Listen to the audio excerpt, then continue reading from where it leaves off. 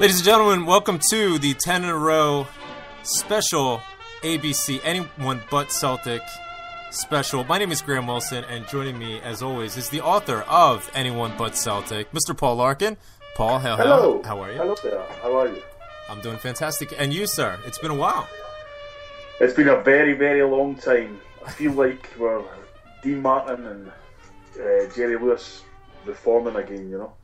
As long as, as long as we're not talking about Sammy Davis Jr., then, No.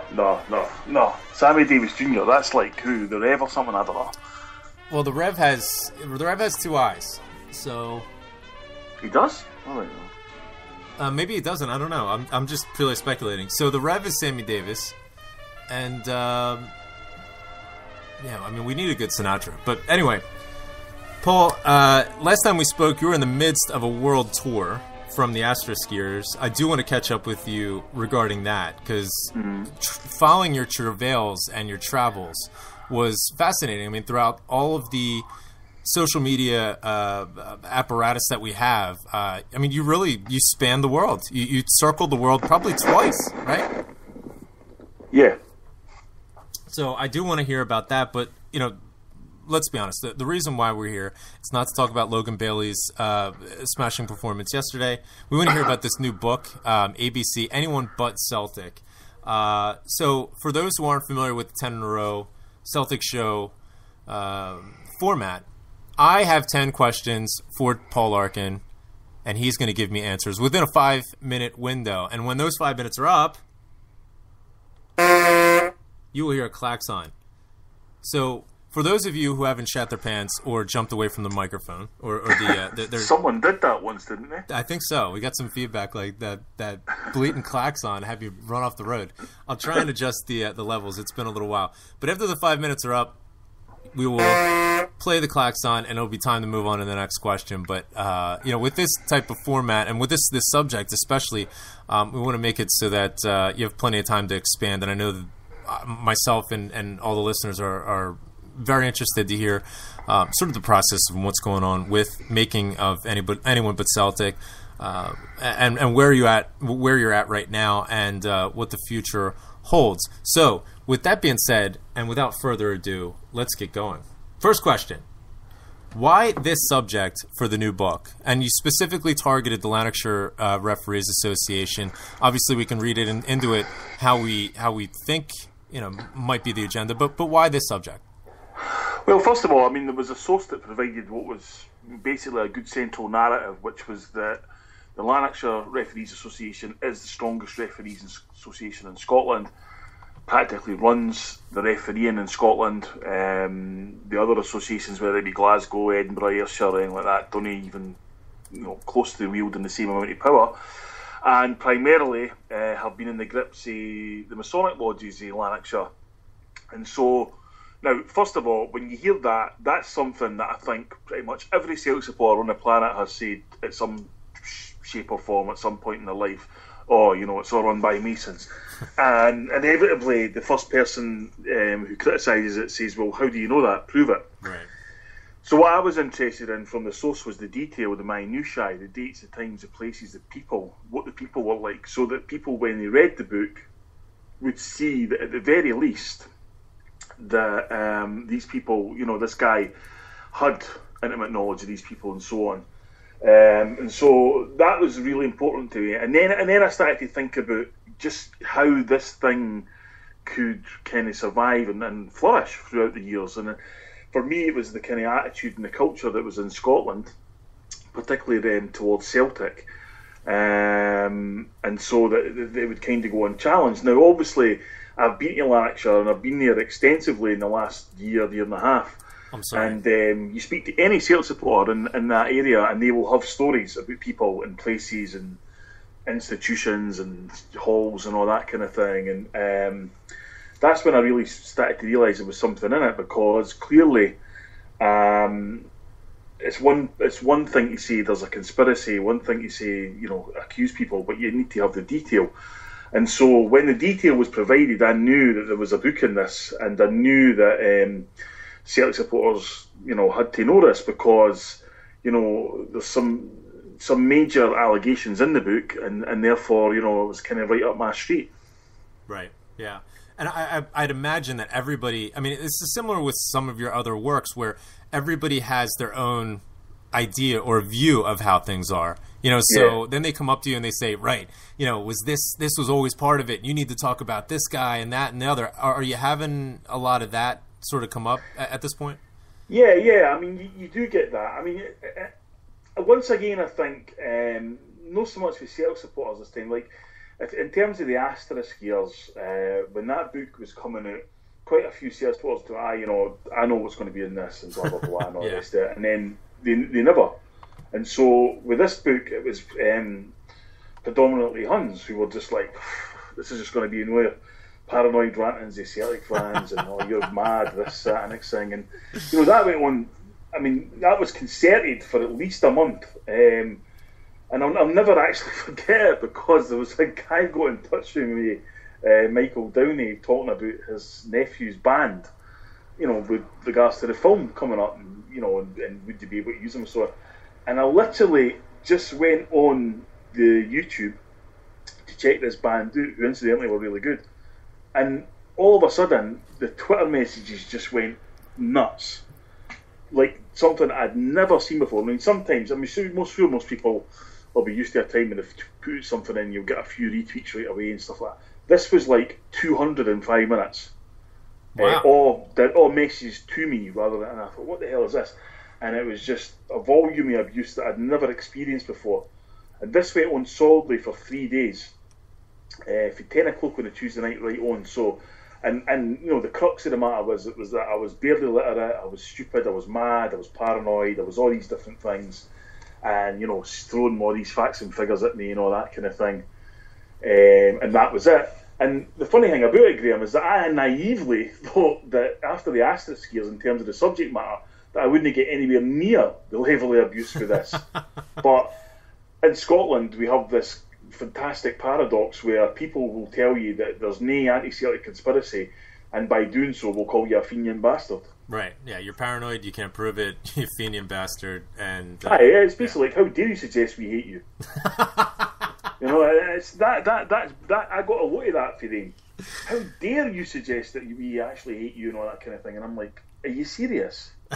And it's that's a hard thing at first, Graham, because that's a lonely place. Twitter can be a lonely place in that respect. For sure, where you're just kind of batting away all these balls coming at you constantly, and some people will jump in on that, but it's different.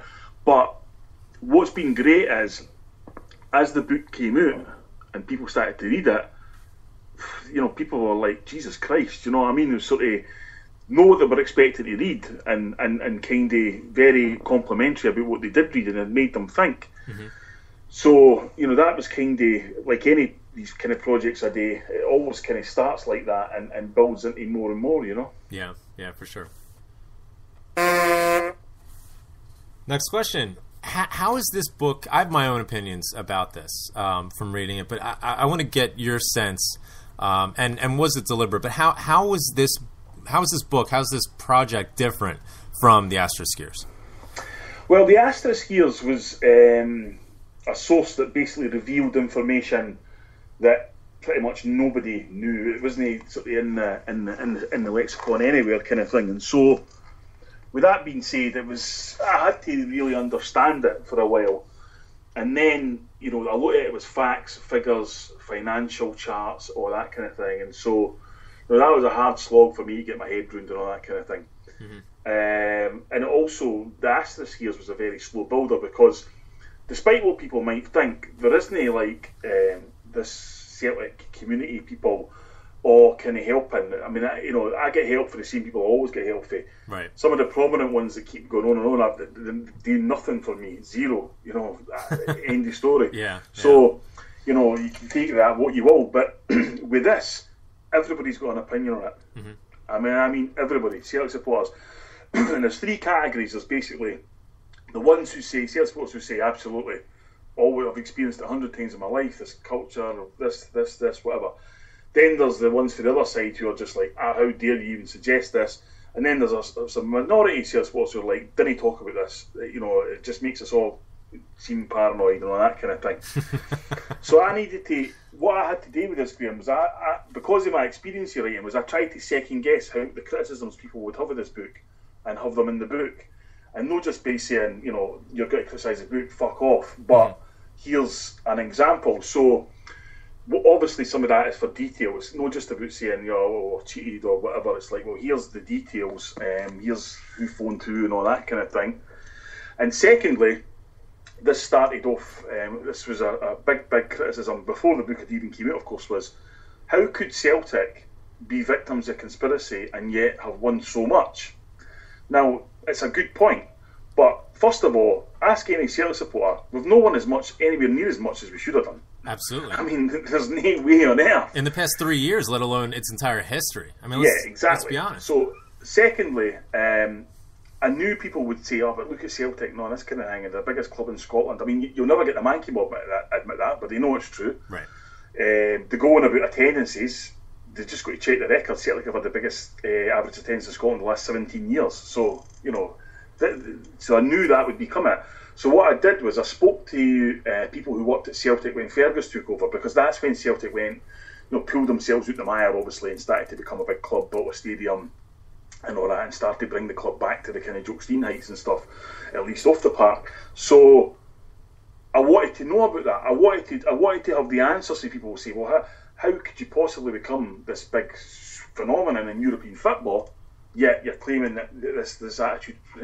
So I got all the detail of that, people who worked with Fergus at the time, exactly what the club did, in terms of the back. And what came out of that, Graham, was that they never got any help from anybody. They never got any kind of assistance from anybody. There wasn't any kind of fast tracking or anything. And they were doing it in the midst of people like Farry telling them, you have to give us £1 million for Hampden, you can't fly the Irish tricolour. In the midst of Farry deliberately withholding the registration of George Cadet to make sure he didn't play against Rangers. Now, these stories aren't in the book, because I wanted to put stuff in the book that you couldn't find on Google and it wasn't widely known. Right. But that's the kind of things they were up against, and yet we've still managed to become the biggest club in Scotland. And so the other thing about it is, and I'm speaking to anybody who's been to Celtic home and away for the last 20, 30, 40 or whatever years, you know what's happened. Because you've seen it with your own eyes. Right. I've seen it with my own eyes. And you guys in America, Canada, Australia, you've watched it with your own eyes because of Celtic being beamed. Now, this was something that we never saw, Graham, because in the 60s, 70s, the games weren't getting beamed anywhere. You know what I mean? So you only seen it if you actually went to the games. But where was your outlet to talk about it then? It was nowhere. Right. It was nowhere. So you just imagine what kind of stuff went on then. Now, I mean, I watched, for example, the Inverness Cali semi-final in Perth, Western Australia. Now, when we watched that game, but not a huge crowd, I'm the fullest I've ever been from my house in my life. Huge crowd of Celtic fans watch the game. The incident before half-time happens, and we all go, what the fuck? Then we see the replay, and everybody goes absolutely berserk. Now, everybody in there, nobody said, oh, God, that was a one-off. That's not what anybody said, and that's what I've tried to tap into. And you know what? See all the Huns, and I've had it for all angles. Every support say, it's a lot of shite and that kind of thing. The two things I would say is, one, read the book, and two, wake the fuck up. Yeah. This fucking culture in Scotland has been anti-Celtic, and it has been at times anti-Catholic, and is certainly anti-Irish, and that's just a fact. Yeah. You know what I mean? That's just a fact, and so, I wanted to stand up to it. And similarly, the kind of the paradox as well runs with the fact that the epicentre of the story is in Carluke. Well, we know good people for Carluke, right? And I had a screening of the Astor skiers in Carluke. It was one of the best days of my life. Yeah. And I thought, well, here we go. Here's this islandy Tims and this kind of sea bigotry around them, but they're standing up, they're standing tall, and they're flying the flag. And that's what I've seen in Lanarkshire when I went to Airdrie with the Town Hall, with the Airdrie Neil Lennon CSC, to the Colombo Club and all that kind of thing, Wishaw and the Cross Keys. What I saw there, Graham, was defiance. And what I also saw was people who thought like me, talked like me, and acted like me. And I thought, yeah, you know what? It is about time that I've done something with this. And, I didn't want to insult the intelligence of the reader by saying, well, all these referees are Masons, and this is how he got up the ladder, and he got up the ladder, and that kind of thing. This book is known for people who would then say, well, what's that got to do with being anti-Celtic? I mean, if they don't know now, they never will, and that's the reason why forever we've sung Who's the Mason in the Black?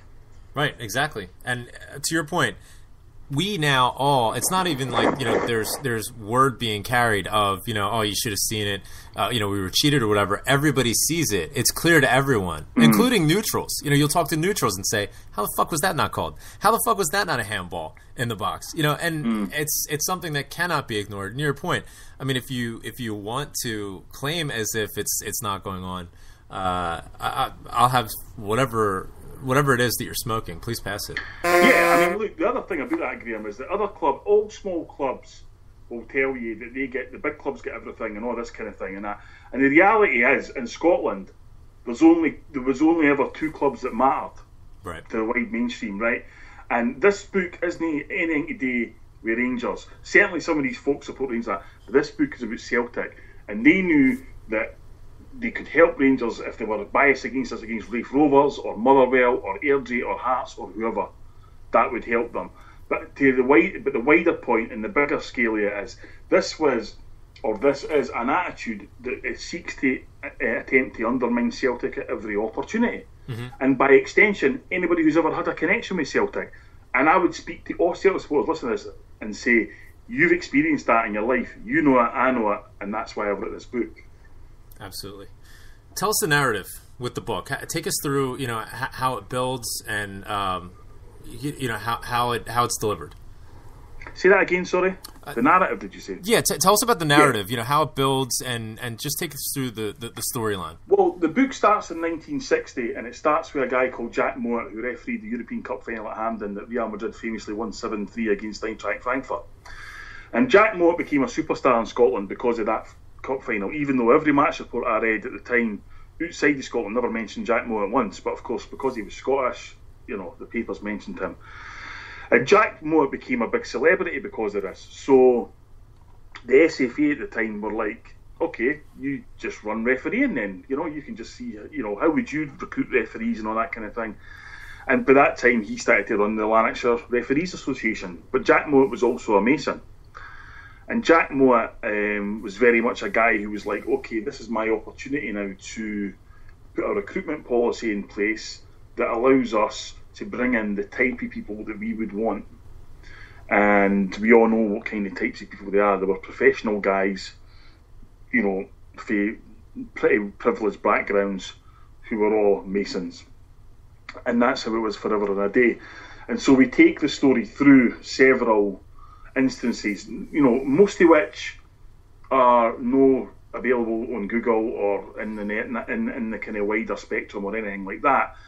We talk about famous incidents and we add more bits to it. We say, well, here, you know what, this is where the backstory of this actually started and so on. We bring it through to the 80s and the tightening of the grip of the Freemasons within the Lanarkshire Referees Association. We talk about Hugh and Andrew Dallas because they're a big part of the story. Yeah. Just everything about them.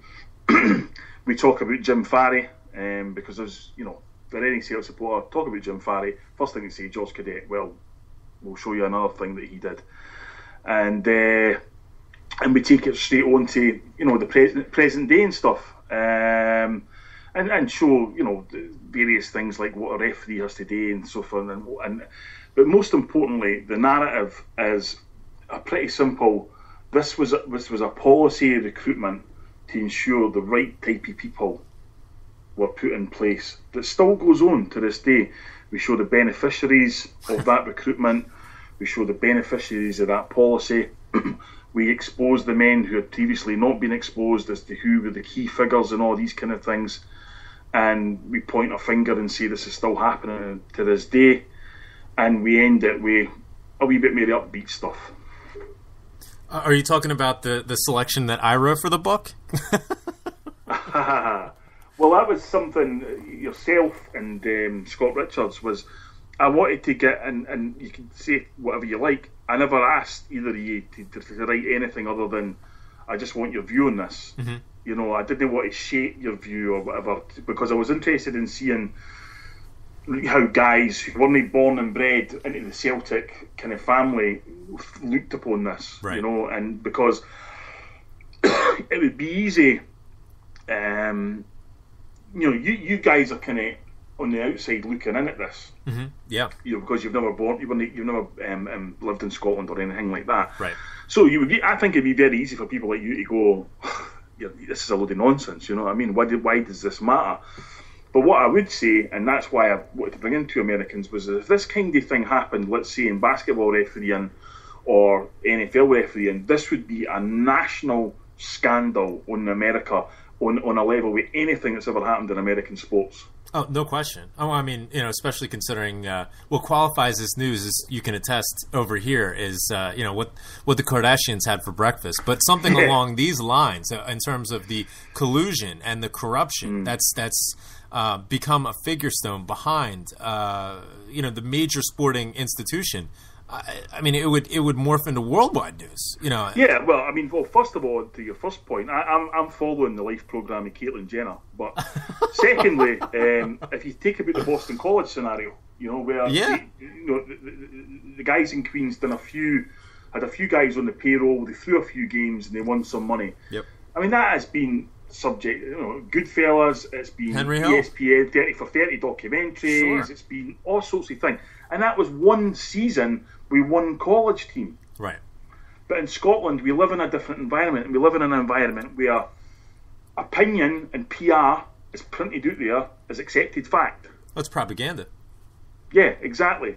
And that's what we're fighting against. You know what I mean? We're fighting against that constantly, because you'll never read this stuff in newspapers. And who the hell needs to read anything in newspapers anyway? Well, that's true. Do you know what I mean?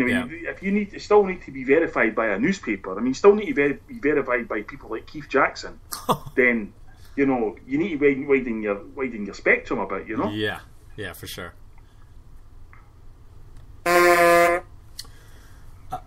Paul, you know, right from the word go, I mean, in the foreword, John Fallon puts in the first line of the book proper, how can you not be part of the Celtic family when we have fans like Paul? And I know, in speaking to so many people, I know the abuse that you've gotten over the past, but there is an army of people that have read your work and, you know, follow you on Twitter and elsewhere and have met you and, you know, just have the highest regard for you. And I want to get a sense for what the response, you know, in totality, looking back on the Asterisk years, was like. But what's been the reaction to this project so far? You mentioned a little bit earlier about, you know, the Huns coming out of the woodwork.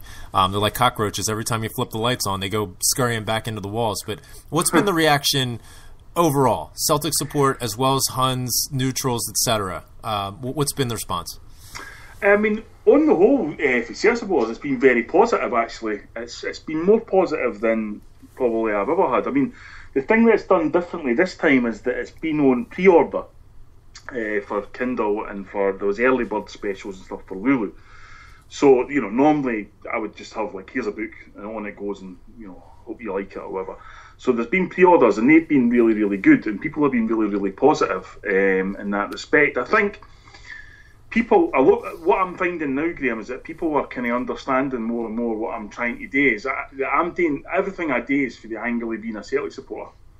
Do you know what I mean? It's like, I'm not someone who's going to sit and tweet about Sevco every single day and, you know, this, that, and next thing.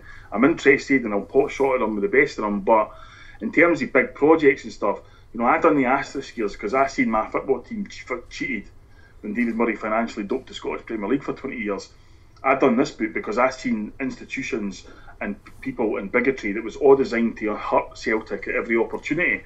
Now, I'm like a lot of Celtic supporters in respect that I'm not going to stand for that. I'm just not going to ever kind of lie down against that. So, you know, I think people are starting to understand that now. I mean, look, you'll never please everybody.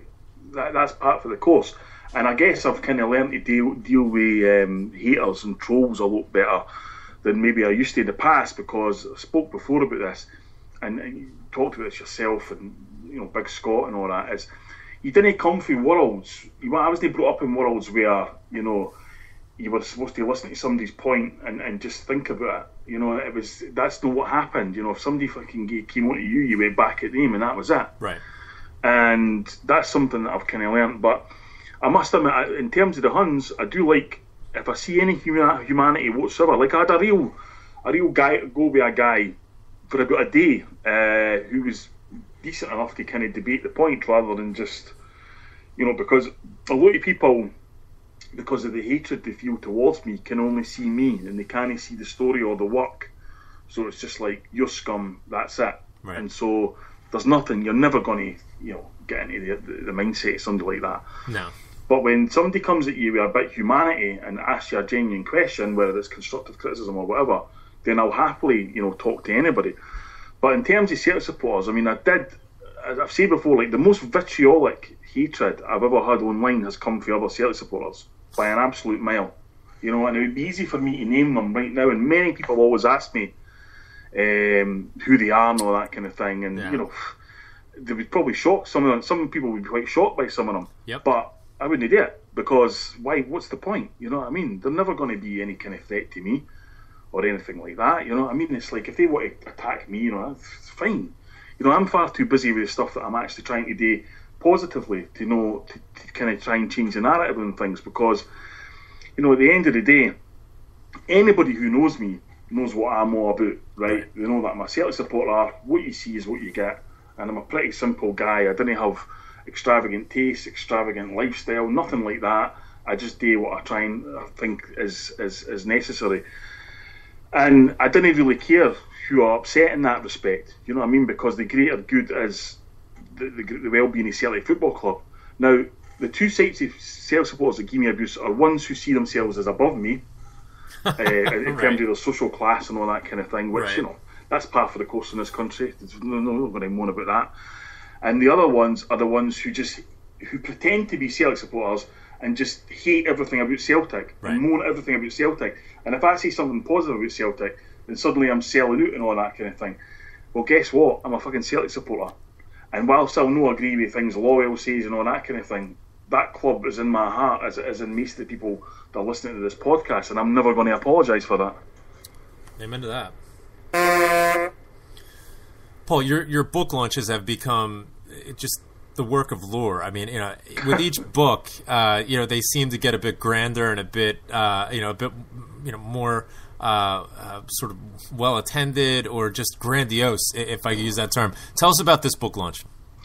Well, it's in Carluke, and it's the reason it's in Carluke is pretty simple. It's because the epicentre of the story is in Carluke, and I thought, right, so here's all these pricks that stay and live and work in Carluke who try to fuck us. Let's go to their doorstep, you know, so, and see how they like it. So, and of course, we all know the Carluke boys, great guys and stuff, and they're very easy to organise stuff with and whatever. Sure. Few things are going to be happening. First of all, John Fallon will be there. Hopefully there'll be a few other ex-Celtic players as well, but me and John will be doing a Q&A. Fantastic. Which will be great, because John's no backward at coming forward. So, you know, that's fantastic. And, you know, this is a Celtic legend. You know what I mean? It's like, when he done the foreword, I showed it to Ja, the director, and he was just like, I said, that's a brilliant forward. Then he's like, fuck the forward. That's John Fallon, you know. And that's great. Like, you know what I mean? He's on the bench in Lisbon, for Christ's sake, you know. So that'll be good. We've also got Joe McKenna coming in. Joe's going to put a set on, because, you know, you like to try and get people you know and trust and whatever, and I think it'd be good. Joe's a fantastic singer-songwriter. Huge talent. Huge talent. Yeah, he's absolutely fantastic, and so I thought it'd be good to have him over. We're also going to have the promo for the actual film shown for the first time anywhere that night, which will talk about the kind of money we're going to raise, the levels of investment that you can put into the film, and what you'll get for such investment. Big difference for the Asterisk years. You know, the Asterisk years was something that we kind of built for nothing, and never really had a clue what we were doing, you know, until Jag got involved, and then he was able to professionalise the actual filmmaking. But in terms of the raising the money, as you well know, it was just basically a case of, you know, go and give us money and we'll send you like a download of the film and you can come to the premiere. With this, you know, we've set out a strategy of giving people things back, unique things, you know, things that you can't buy in shops and stuff. Right. in the hope that we're looking to raise £7,000. That's the budget that we've kind of set, and the fundraising will start at the book launch and then moving to that. We'll also be packing everything into Carluke in about 3 hours. It's a cheap bar and all that kind of thing, but people are coming from all over to come to Carluke, and I didn't want to have them stranded in the middle of Carluke at midnight pissed. No. Because because then we will have a fucking riot on our hands. Right. But so I mean, it's going to be good. It's going to be great. I mean, it's the way I see it. These people are coming here are coming, they're coming to the middle of Carluke on a Friday night to come to a book launch of mine. I mean, that's the hardcore right there. You know what I mean? That's the people who go above and beyond in that. So it'll be really, really good. Unfortunately, Richard Swan's not going to be there. Oh. I thought he was going to be on holiday because he's on holiday like every day. It seems like it. Him in that caravan, but he said he's now working in London. Now, when I spoke to him, because initially I'd said on air, I said, he's not going to be there, he's on holiday. He was getting pelters for that. And I was like, and he goes, so you need to tell people, fucking, I'm not on holiday. I said, well, he said you go. He says, no, I'm working in London. I says, well, that's fucking worse. Jesus Christ, what the fuck? But, Richard is the reluctant hero. Yeah. We were initially, and this will interest you, I'm sure, Graham, we were initially going to go through Kickstarter. Okay, yeah. And I looked into it, and Kickstarter take a pretty big fee. They take about 5%, right? Which so whatever anybody says about that, if we raise $7,000, they take 5%. We need to raise that 5% again. Right, exactly. You know what I mean? Because that is the budget of the film. Mm-hmm. So it's kind of like, and we're back and forth with Jah, and Jah and his wife are brilliant. They worked out all the pledges because they've done this with the Casa film that they're doing stuff like that. So I said, fine. But then, just last week, all of a sudden, now this fucking project, Graham, has been on Kickstarter, ready for me to push a button and launch it for 3 months. A week, 10 days ago, I got a message with Kickstarter saying, can you tell us a bit more about this film? I said, why? What's it going to be about and all that kind of thing? God, I said, I thought I'd explained all that when I first... Yeah, but we just, got a wee bit more detailed. Can you explain it? Well, we've had a number of complaints. Right, yeah, that was inevitable. For fuck's sake. I mean, and I just thought, you know what? How on earth? That has to be someone who has insider knowledge of Kickstarter in this country. Because how could they even know it's there? Yeah, that's true. I mean? It's not even been launched. I've never told anybody. It's on there, nothing. So I just went, you know what? Forget it. So, but that, of course, that kind of bravado for me meant, oh, for fuck's sake, what we've got to do with this? So then I had to go to Richard Swan and say, Richard, could you please build a web page that people can invest in? Oh my goodness! I said, no, look, we really need this. That so he came to the rescue once again. Richard he's a reluctant hero, but he's one of these people who you can charm him in the right places, shall we say? And he always delivers. That's the thing. He does always deliver. And he's Richard. I mean, we slag him all the time. I mean, it's quite funny because I was talking about on Thursday that he was quite nervous with the show, the Astis year's show at Celtic Park, because it was a big crowd, and I never even thought about that. It was my bad because I never even thought about that. People would be nervous, but I'm thinking, subsequently, this is a guy who just jumped out of a fucking plane. You know what I mean? And recorded himself jumping out of a plane. For a podcast, right? And he's nervous about public speaking, which and I know he's fucking fantastic at. Right, so. Exactly. That's the funny thing about it. Maybe it's the venue. So that's what we'll be doing regarding that. So fantastic. So you're making a film with this book, like you mentioned. You made just a wildly, fantastically successful film that mirrored the Asterisk years. Are you turning into the next Ron Howard? I mean, why make a film about this project? And is this something that have you caught the filmmaking bug? Is this something that you want to do ongoing into the future? Was there something specific about this story where you said, you know what, this would be really captivating on film?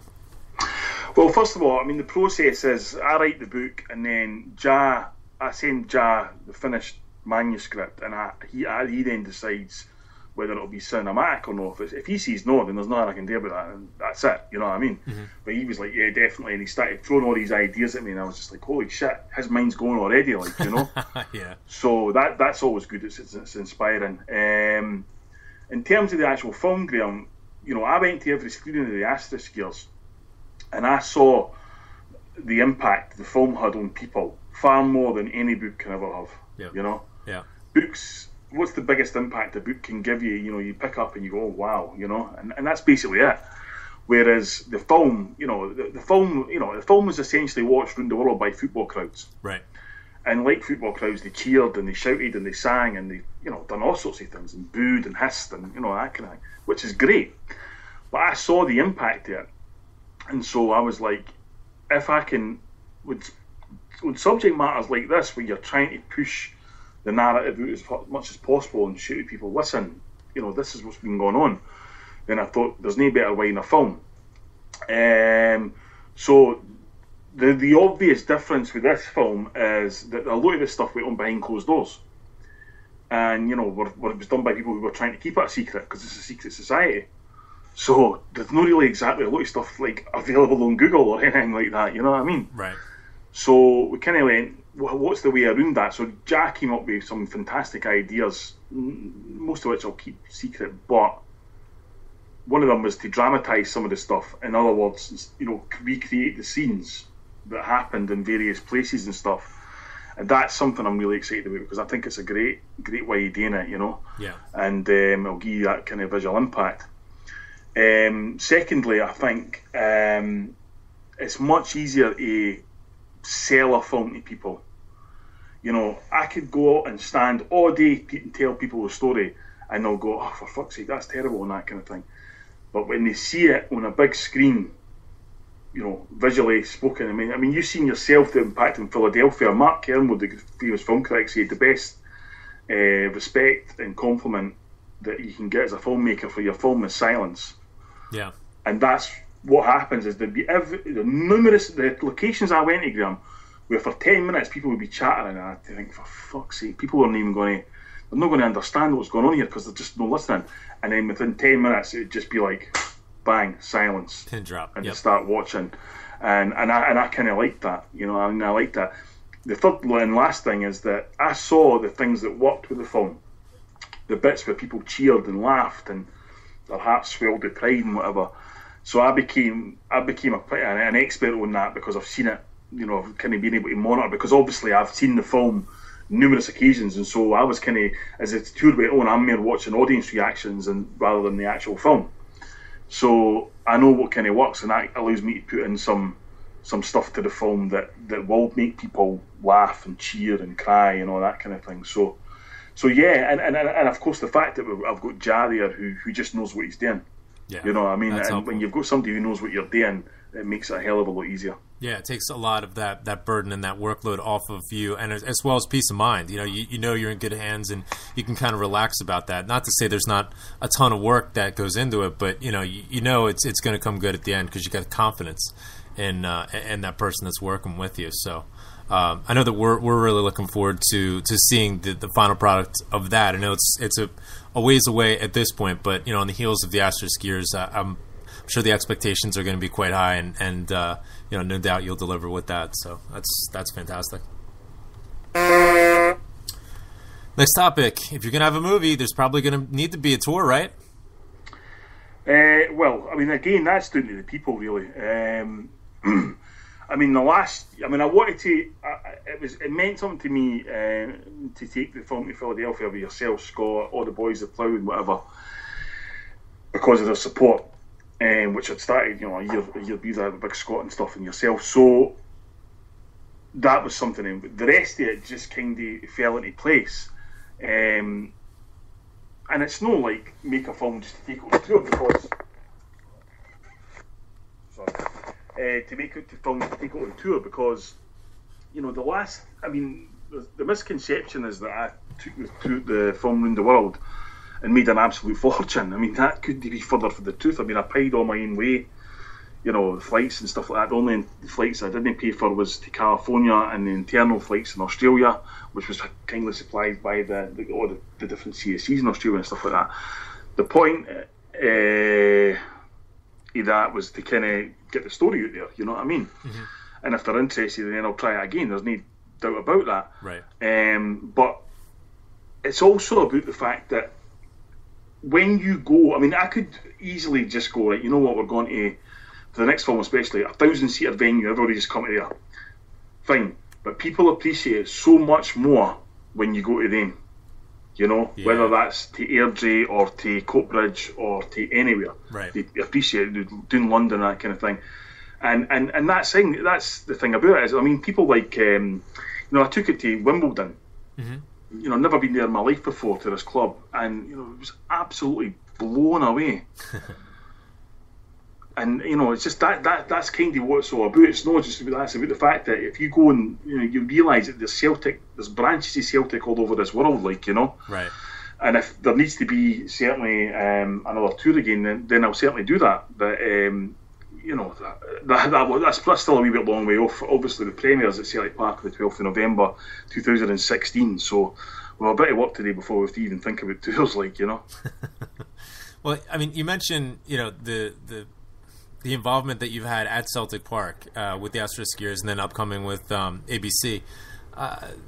How much support have you gotten from the Celtic community? And I mean that, you know, kind of in a couple different ways. You mentioned before the Celtic support, but, you know, the community at large, you know, the people within the friendly confines on Kerrydale Street, and you know, maybe some of your other you know, fellow alternative media members and such. What's been the support from a general perspective? Well, within Celtic Park, it's been pretty good. I mean, there's no been, to clarify that, there's no been the obstacles that I thought there might have been, you know, in terms of showing the film there and all that kind of thing. And I went in with all sorts of kind of answers to questions that I expected to get, and the first thing the guy said to me was, "Oh, I can't wait to see this film." That's fantastic. So I thought, well, that's good. You know what I mean? No, just worry about that. Yeah. And so, yeah, there's not really been any kind of obstruction. I mean, similarly, there's not been anybody like, "Oh, go on," that kind of thing.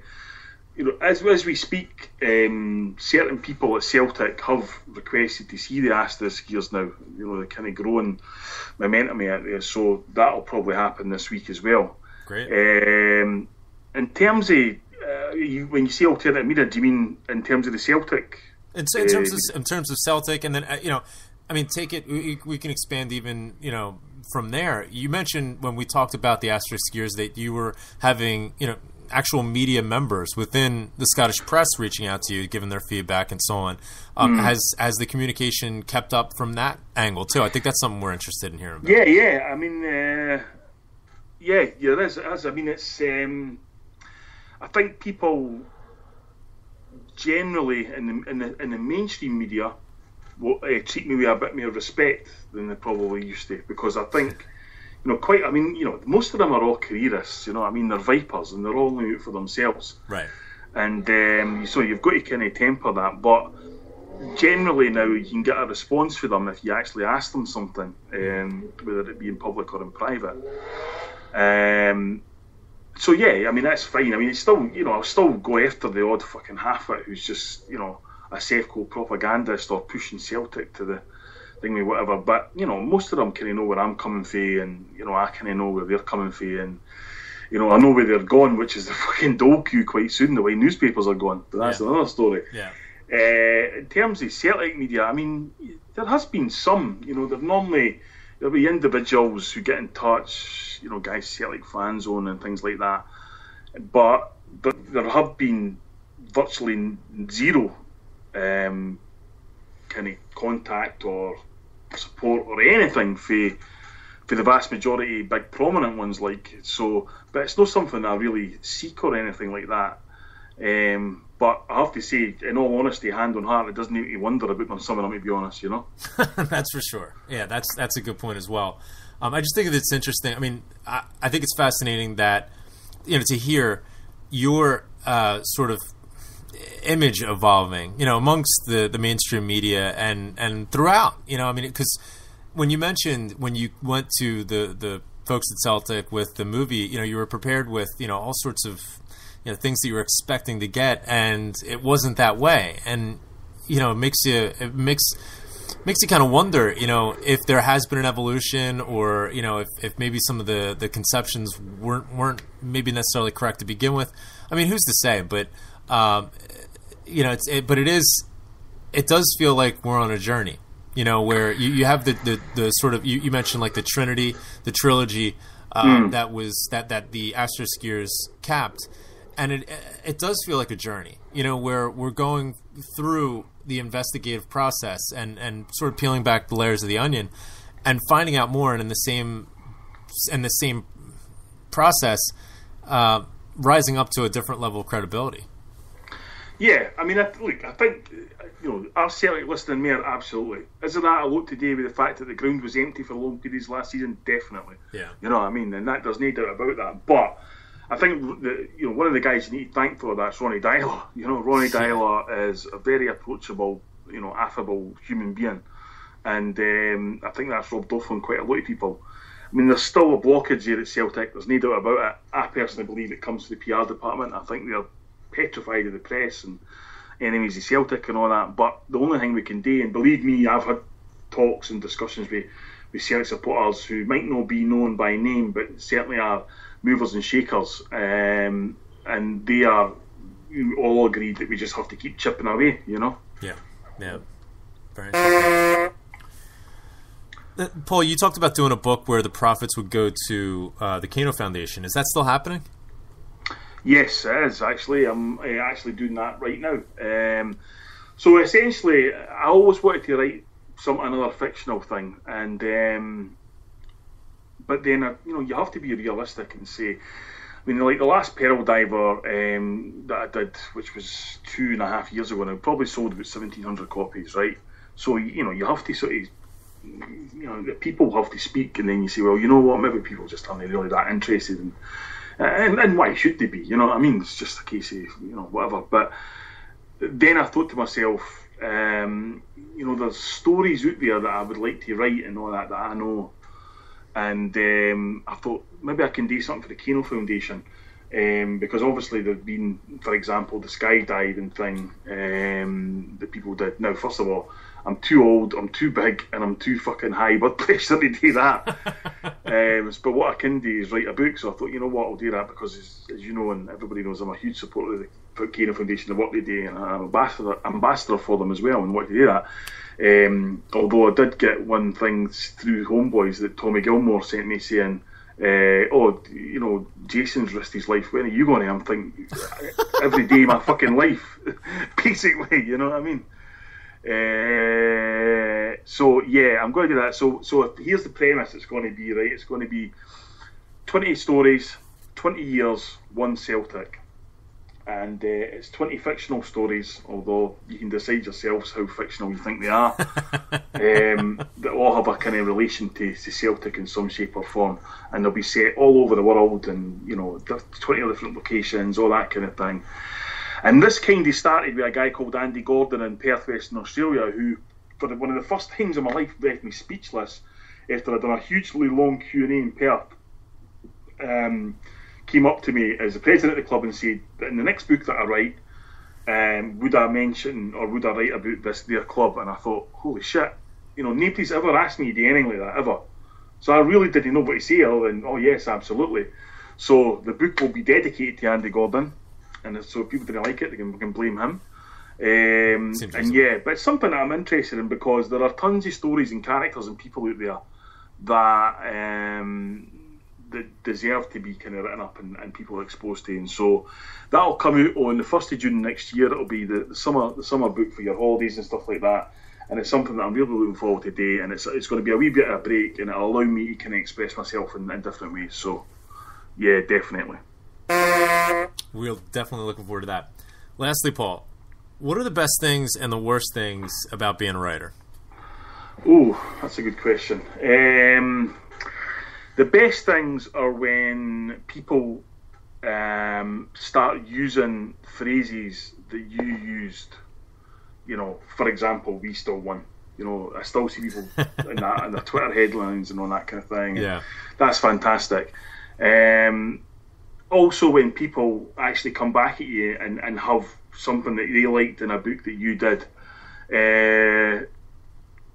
you know, that's fantastic because that kind of makes it all worthwhile. Because, you know, when you're writing a book, you kind of, you know, it's a kind of lonely experience. I mean, I think it was Welsh that said there's no such thing as writer's block if you're a writer, and I 100% agree with that. I could write any time, you know, that's never been an issue for me.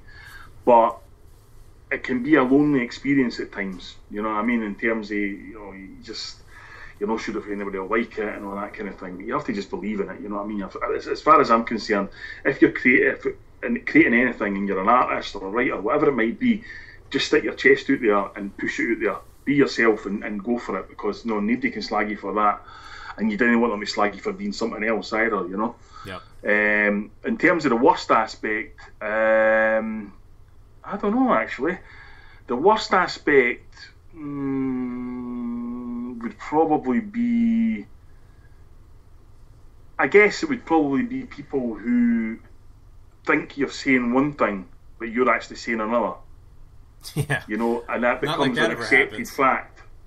Yeah, that's got to be irritating. I mean, especially when your intent and your point with what you're doing is to get a message across, and then, you know, people come back. Yeah, I mean, I'll give you a quick example of that. So I'm in Dublin a month ago or something, and I went in to buy the new away top, and that was the same day that New Balance had put all their new training gear out, which to me just looked exactly the same as the Nike stuff, and I was like, I didn't even hear about this. And I started to think about, you know, what an opportunity this was missed, you know, because I look at all you guys in America and you're always all wearing that kind of stuff. And, you know, you should have been some sort of process, consultation, whatever. If people would buy that stuff, what would you wear? Then I read a book by these guys who started a label called Geo Goy. And Geo Goy was a label that came out of Manchester in the late 80s, early 90s. And all the Manchester bands wore it, and then Pete Doherty wore it and that kind of thing, and it became like really chic. And they turned this, two guys in a backstreet shop in Manchester turned it into a multi-million-pound empire, right? And it ended up crashing and burning, but, you know, for a long time they were turning over millions and millions of pounds. So I kind of looked at that and thought, how can two guys create a label that everybody wants to wear for a backstreet in Manchester, and Celtic can't do that with their worldwide empire, like, you know? Right. So I wrote that up, and one guy was just like, "What, you want us to dress like Geo Goy?" I'm like, no. I'm just making the comparison between here's how it could work, here's how it has worked. I'm not suggesting we bring out a label and brand that looks identical to Geo, and he just would not wear it. Yeah. To pardon the pun. Yeah. And so that can be a bit frustrating.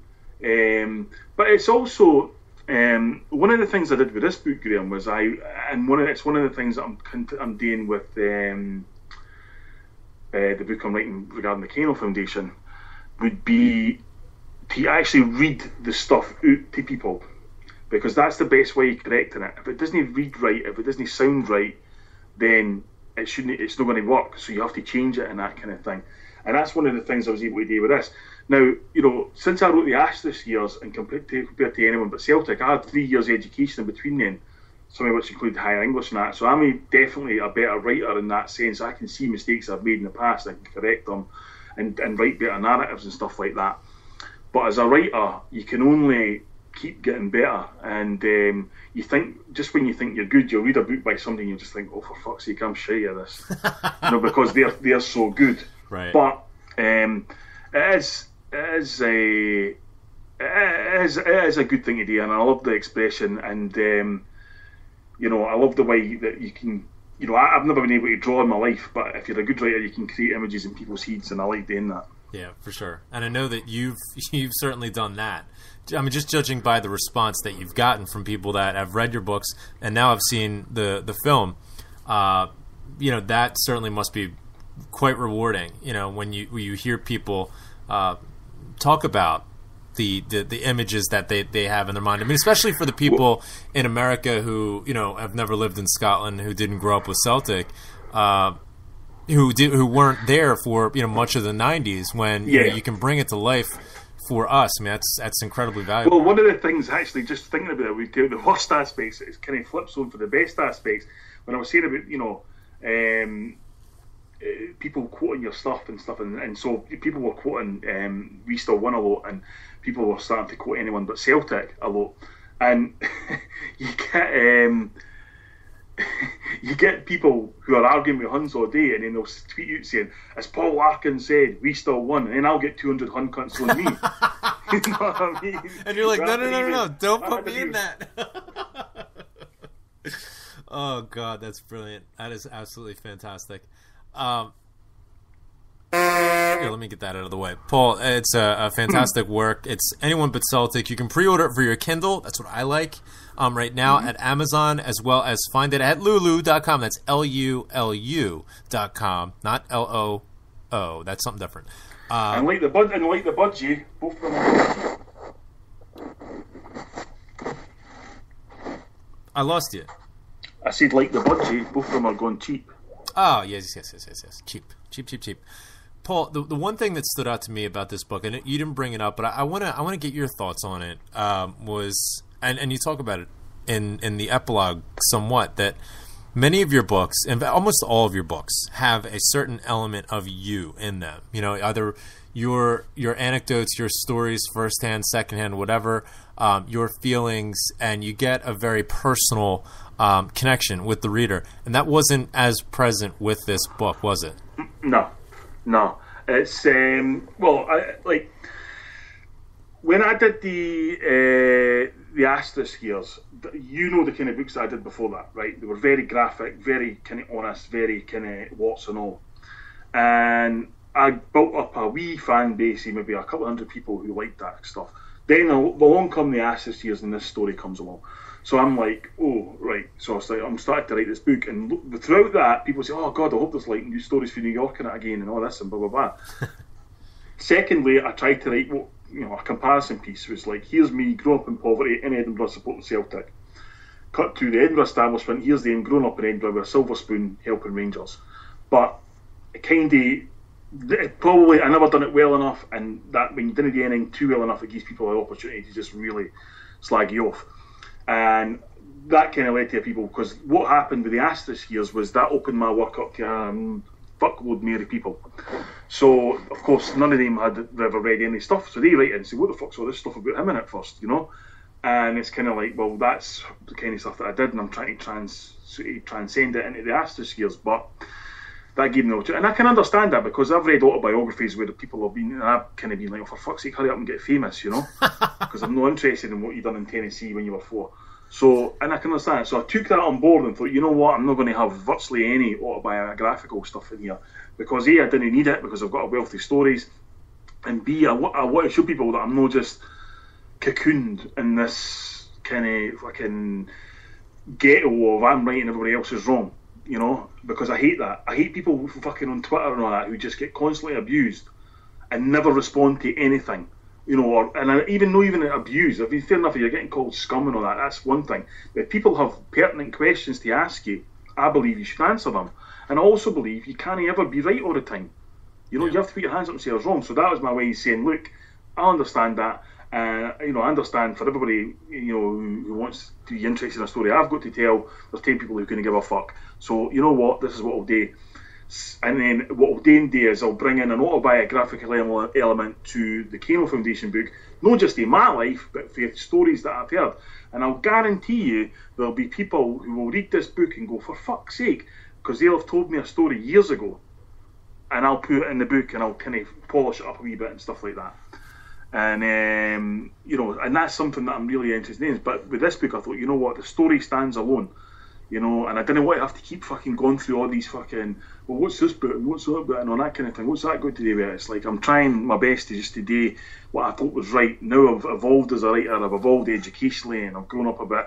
I can write it better, and that's kind of why I done it with this thing, Yeah, I mean, like I mentioned, you've put out a fantastic piece of work with this, and this is something that, you're talking about the Edinburgh establishment. You're an Edinburgh, you're an Edinburgh boy. You've never lived in Lanarkshire. You've had to really step out, and the investigative work that you've done with this. I think when you talk about evolving as a writer, it's there to see. And I've always loved the fact that even though you did have much of a personal connection with your early books, it was always different. It was always good, but in a different way. It evolved in different. So you didn't really get typecast. And this is it's just another evolution, which is fantastic. I really enjoyed it. But yeah, that's something that I really strong beliefs in, is that I didn't ever want to be remembered as the guy who done the Asterisk years. I want to keep doing stuff that can try and evolve into something else. But and it might not work, and it might be completely wrong, and all that, and that's fine. You know what I mean? I'll try it anyway. But the last thing I would ever want to do is just continually go on about the asterisk gears and fucking, you know, oh, we're going to do this now with it and that now with it, and we're going to fucking redo the book and that. Fuck that, you know what I mean? You've got to keep moving on. You've got to keep fighting against these people. And if people didn't like that, fine. But I will keep doing it and trying to push the envelope in different directions, because it's the only way you'll get better at anything, you know? Absolutely. The book is Anyone But Celtic. It is written by Paul Larkin, who joins us now and always, and fantastic piece. I cannot strongly suggest going out and getting it enough. It's on lulu.com, like I said, as well as Amazon. You can get it on your Kindle. What could be better than that? Paul, got a couple of questions in from listeners. One of them was, how can we donate to the film, you know, when it comes out? You mentioned Richard's putting the website together. Any details put together on that just yet? Yeah, there's a website being built just now, and it'll be ready this week. It will be live from the 4th of September, and everything will be there on the website. It will be ready to go then, basically. So, but be under no illusion that I'll be keeping you posted on that one. You know what I mean? Yeah, for sure. Okay, fantastic. Well, Paul, thank you so much for joining us today. It was great to catch up, and the book is absolutely phenomenal. Let's talk about Logan Bailey. Yeah, okay. I want to get caught up a little bit about Celtic, because I haven't had this outlet, if that's okay with you. Well, before we do that, can we get caught up on you? There's not much to get caught up on. I'm sure there's one or two people listening want to find out how you are, how the family is, and so on. I mean, can you bring us up to speed on that? Yes. So, my son Liam, he is 9 months. It'll be 10 months in a couple of weeks. He's not walking yet. He's crawling, but he's just fantastic. I mean, he just laughs and smiles all the time. He takes after completely unlike you then. Yes, I was going to say takes after his mother, thankfully. Yeah. Looks more like his mother, thankfully. So this kid won the lottery, pretty much. No, but we're just having a great time with him. I mean, it's in all seriousness, he really does look like his mother. Like, oh yeah, I noticed that on Friday. I think it was, you posted a photo. I mean, from the first time I saw him, and when I'd seen Elizabeth holding him, it was like, holy, you know, I mean, the facial features, like especially when they're sleeping, like side by side, it's like, oh my god, it looks so much like her. So thank goodness for that. You know, I don't know when I built up karma points, but I certainly cashed them in for my kid. But you know, it's yourself being a father. I mean, it changes. Yeah. It changes your life, you know, completely. It does. I mean, unfortunately, I'm at the stage where one's almost 15 and kind of like thinks he's a man now. Right. And the other one is 5, going on 25-year-old midget, and wants to, and has conversations along the lines of, "Will you get me a karate suit?" And I say, "Right, okay, why?" "Well, I want to do karate." I said, "You can do it at school." I said, "Okay, fine. What kind of suit?" "Cobra Kai." He's obsessed with that guy Johnny in the Karate Kid. I was like, what the fuck? How's he even, you know? So, but yeah, it's everybody, anybody who's a mother or a father listening, will know this. The process is, I think it often sounds like it's a fucking living hell, you know, because oh Christ, he was up all night last night and that. But as you well know and illustrated there, that it's the positives far outweigh the negatives, you know. Yeah, absolutely, and that's exactly the impression that I had going into it. Like, it is going to be a living hell, and everything's going to change. And I didn't want things to change, you know. Like, things were great, and I was going along, and everything was fine. And you know, things have changed, and I couldn't be happier, you know, as a result. And you know, so we're having a ball with it, and we've gotten lulled into the false sense of security, like, oh well, this one was easy, so we'll just have another one. So yeah, I mean, I think in all seriousness, I think the difference between 1 and 2 is you're less panicky about the actual birth and stuff, you know, but it doesn't get any easier, that's for sure. No, I know exactly what you're talking about there, where even now, you know, my anxiety levels evolved, where, you know, when he was first born, and even, you know, up until a few months ago, it was like, everything just had you on edge. Like, oh no, just make sure he doesn't, make sure he doesn't go near that, or make sure to. And by now it's like, you know what, he's fine. I mean, these kids are tough, and it's really hard to go wrong. I mean, there's obviously huge ways that you can go wrong, but you just sort of evolve into it, and you get more familiar with the process, and it calms you down. It really does. But it's been extremely enjoyable, but certainly very, very time consuming. Let me ask you something then. That's a lot of people have asked me since you've kind of been off air. Has there been times where you've watched Celtic games and stuff and thought, God, I really wish I was going on air right now after this? Oh my God, yeah, absolutely. And in different ways too. It's an interesting question where I've wanted to go on air straight away after, just to vent or to voice my frustrations or to scream or whatever. And then there are also times when I sort of think to myself, I hope this doesn't come off as like too self-centered or anything, but I think to myself like, I have a perspective about this and it's totally different than it would have been in the past. I wish I could go on air now and sort of voice my impression on this and see what people would say. Like, because people, I think, generally would not believe that they're listening to the same person. A perfect example is like in the preseason, the first couple of games we're playing. I mean, we're absolutely shite, but we're shite every year in preseason. We go to Germany, we come to America, wherever. And people are just going absolutely ballistic. Like first 2-3 games, we're never going to make it through Europe. We're complete shite. Sell James Forrest. Sell this one, sell that one.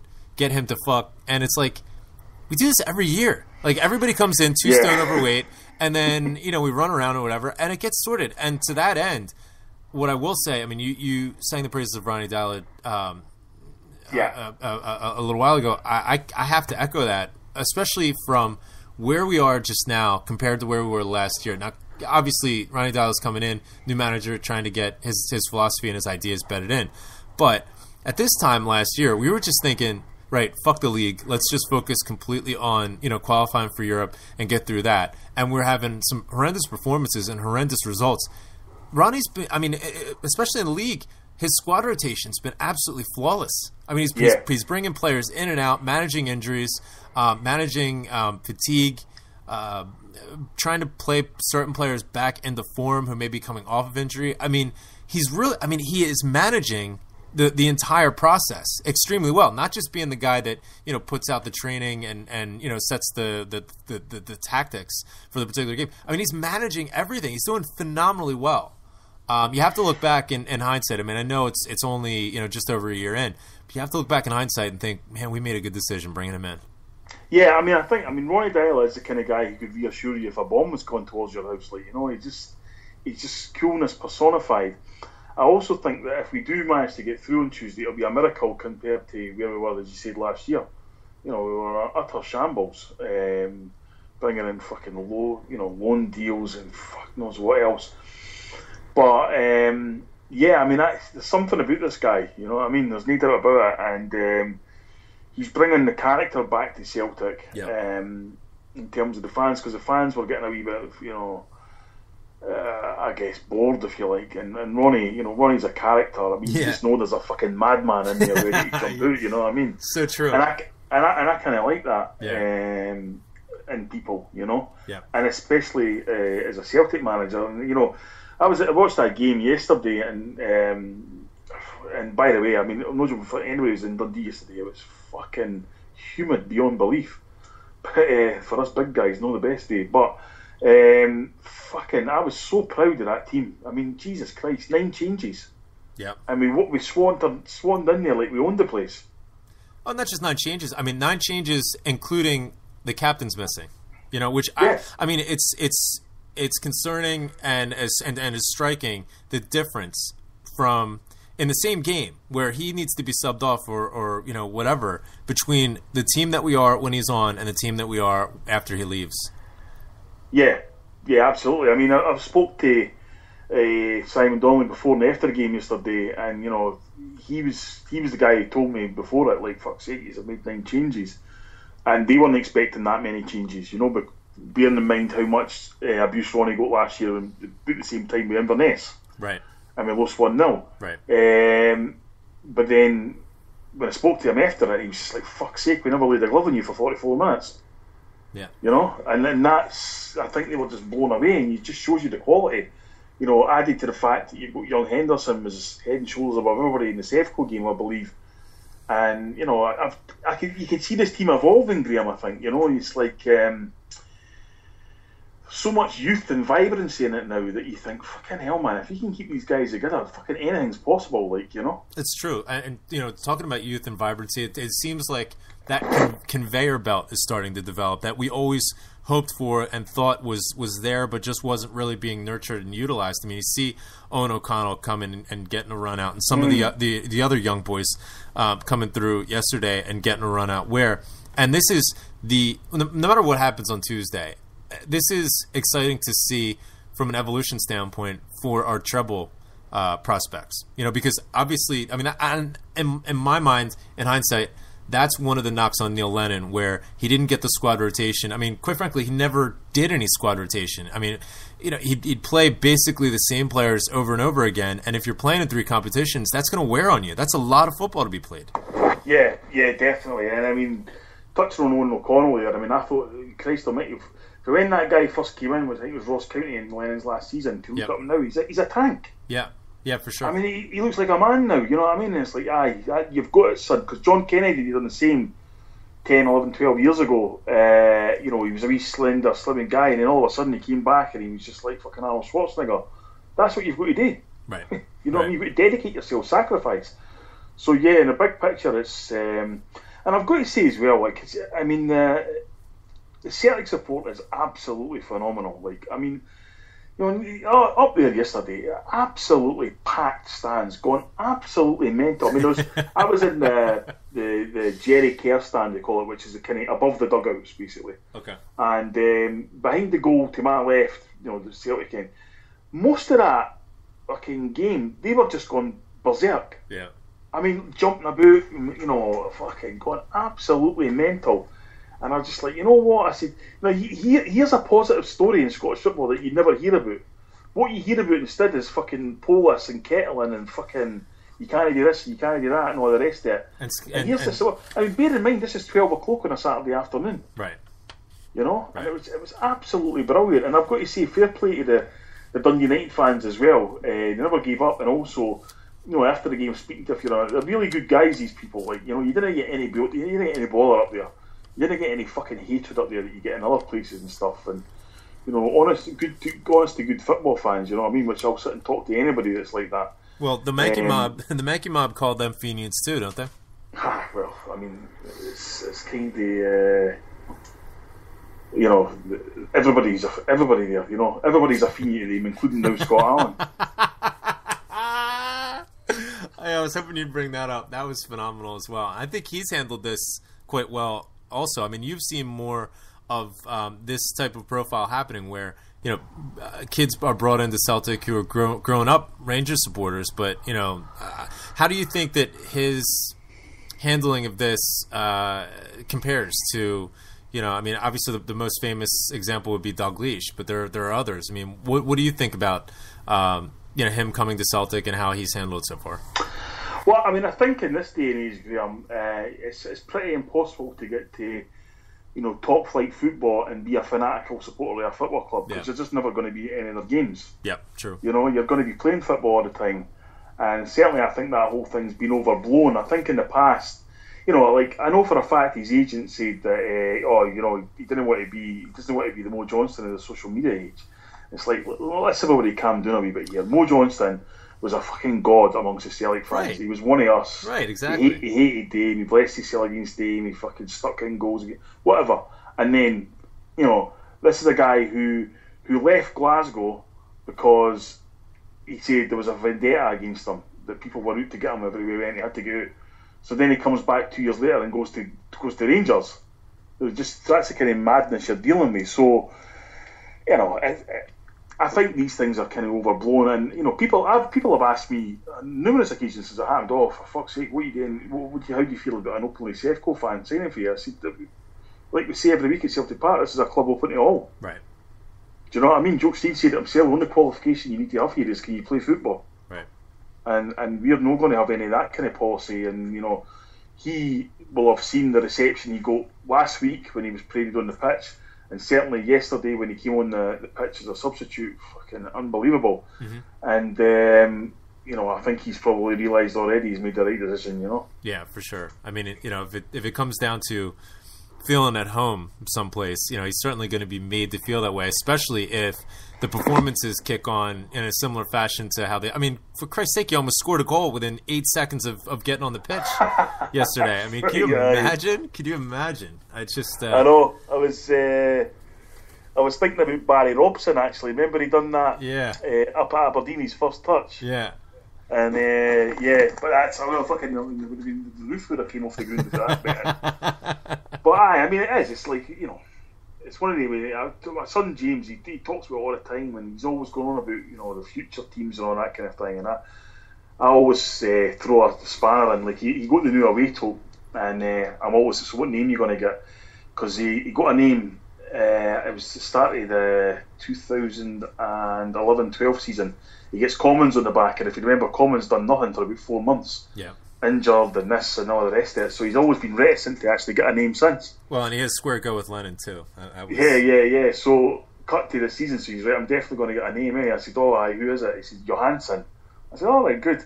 So he gets the new away top, and he gets Johansson 25 and the SPL badges on it, So I'm talking today and that, he's going, fucking hell. He says, look at our squad and all this kind of thing. Because he was up there with me yesterday. I said, I know. And he says, you can see people that are getting ready to take over other players and that as well, He says, we could get another left back and going on and that. And then I says to him, he goes, who would you be looking to shift out? I said, Johansson. He's like, what?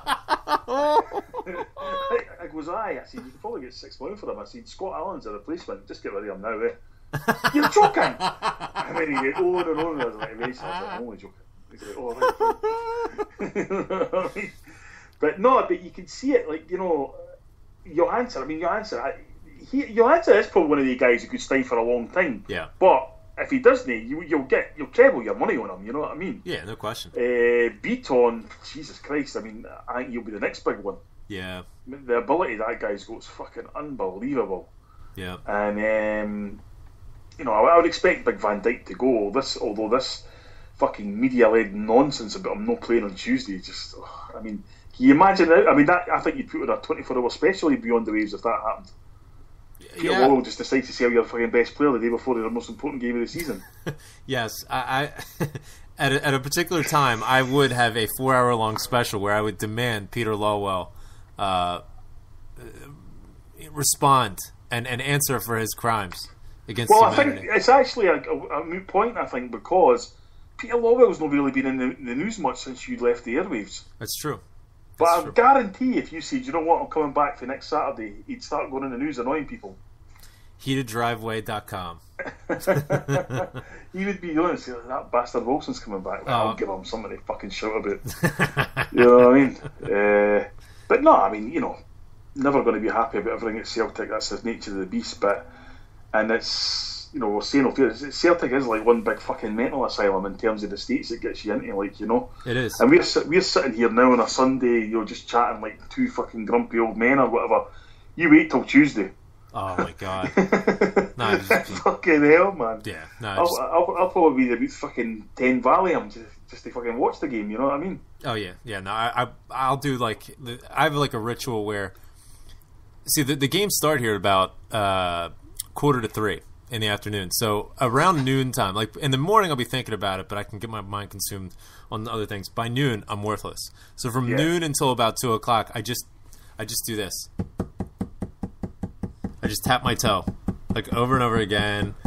If God forbid I'm in one of these swivel chairs where you can move, I'll just be spinning in circles, looking out the window, walking around, pacing. It's just, especially in a game like this. Forget about, regular European game, I'm pretty much like this, but in a game like this, Christ, I remember the game last year, where it was, we got dumped out, and it was like awful feeling. But I feel good. I feel good going in. I think it's like, when I'm at a game, I'm pretty passive at a game up till, and then if it really isn't going well, then I'll start maybe 30 minutes in.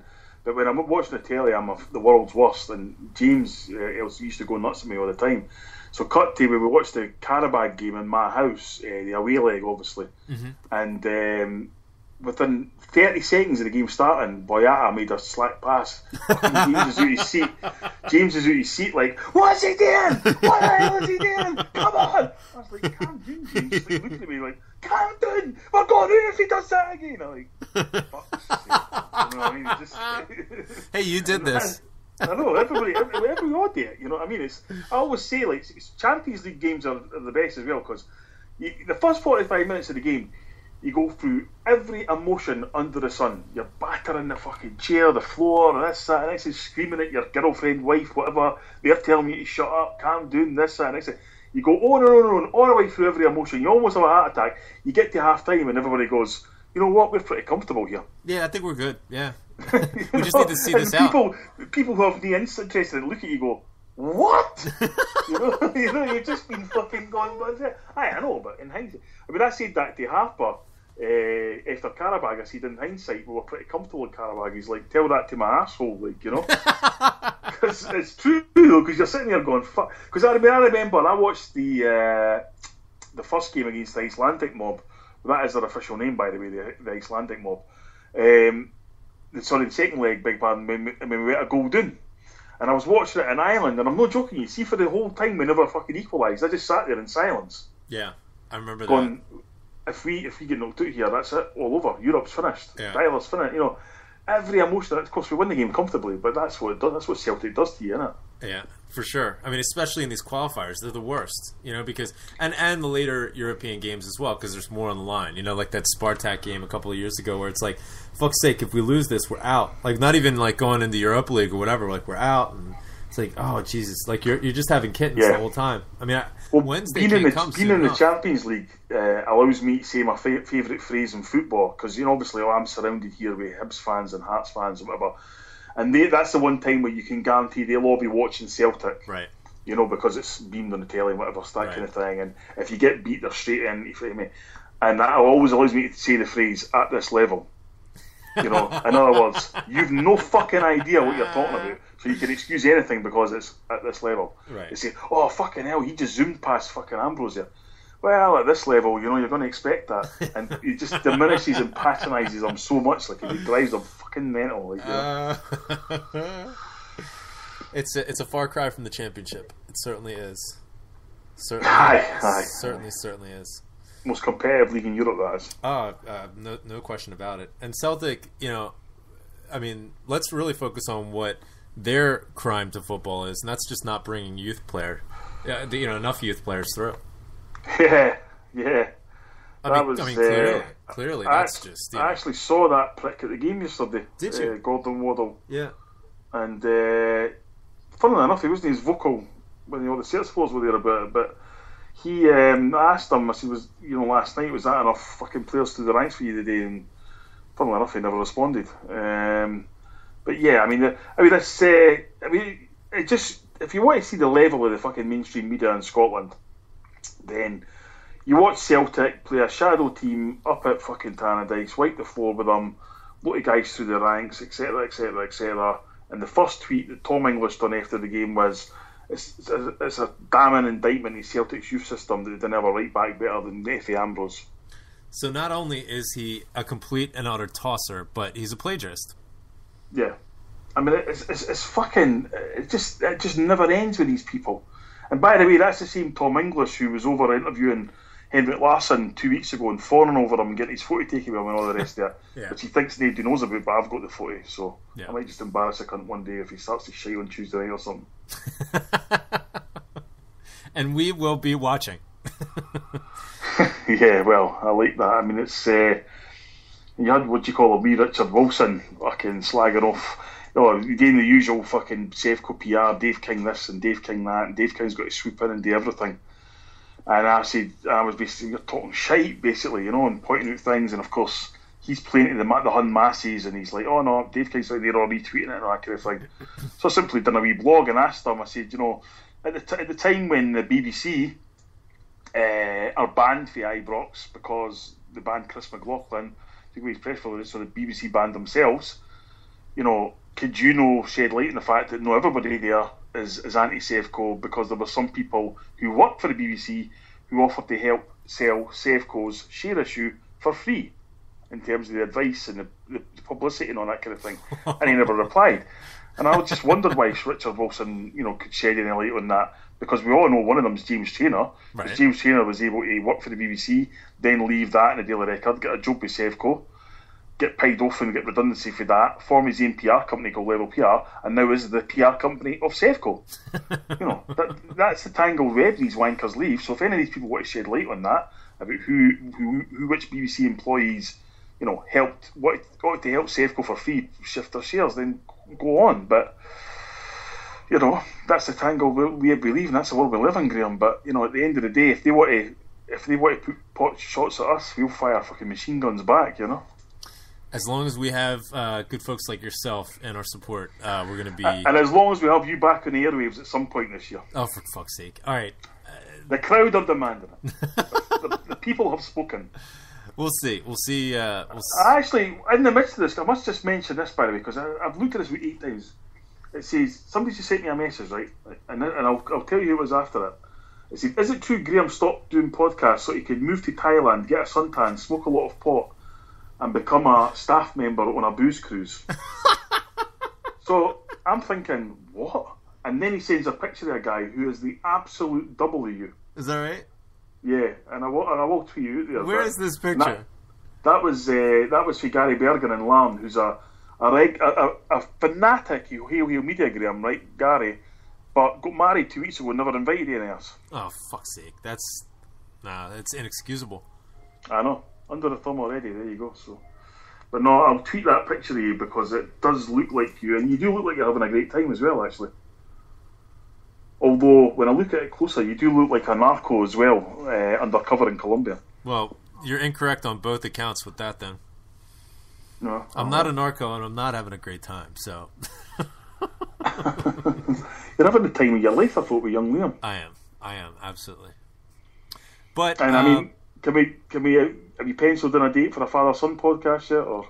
Well, as soon as he starts talking, then, it's going to be much more enjoyable and entertaining. I mean, I'm expecting angst-ridden rants for his Farley's Russ, like when you missed the Clifton Vale game. Well, you got to expect that at some point he's going to take after me in some way. So that's really one of the only things that's left. I mean, he is tall, so there's that. But when this kid starts talking, it's probably going to be angry and it's probably going to be lengthy. So yeah, because your wife's quite petite, isn't she? Yeah. In terms of height, so Yeah. So if he's tall already, then yeah. Oh well, it's good to have you back anyway, and I'm Thank sure you so much. The stampede will begin to manage you get back on the radar. Yes, it was good to be back. Enjoyed it immensely. Good catching up with you as well. And I need to start the gears now and trying to think of what we can do in the future, because I would like to get back in some way, but Yeah, well, I mean, we've all just been killing time since till you left, so that's what I figured. Yeah. So it would be good, but certainly, people. In all seriousness, people are always asking for you and always asking me, and I've had a lot of fun telling various different rumours about why you're off. So I knew that was so the case. That could put an end to it. Yeah, at this least, this picture of me in a Thailand booze cruise definitely comes from you, and you're going to purvey this all week, I'm sure. If anybody comes up and asks you, as soon as I leave this airwaves, I'll tweet it out and see what you think. Okay, good. I'm an undercover operative trying to lead a coup of the Thai government on behalf of the CIA. So, well, it's just I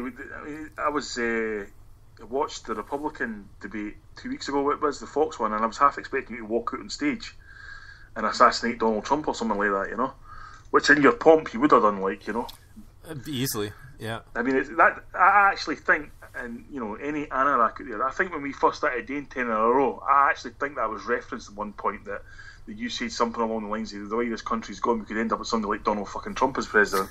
And look what happened. Exactly. Anything's possible. Right. Well, Paul, thank you so much. Enjoy the rest of your Sunday. And Anyone But Celtic, you can find that on Lulu. That's LULU.com, as well as Amazon. Pre-order it for your Kindle. It doesn't get better than that. And we will be back in some form or formation. Shape. Yeah, shape, size, whatever. At some point. I just need to come up with a good idea on what would be entertaining and good and what would be workable. So we'll come up with something. But in the meantime, For Paul Larkin, I'm Graham Wilson. Hail, hail, and keep the faith. We'll talk to you Thanks soon. for listening.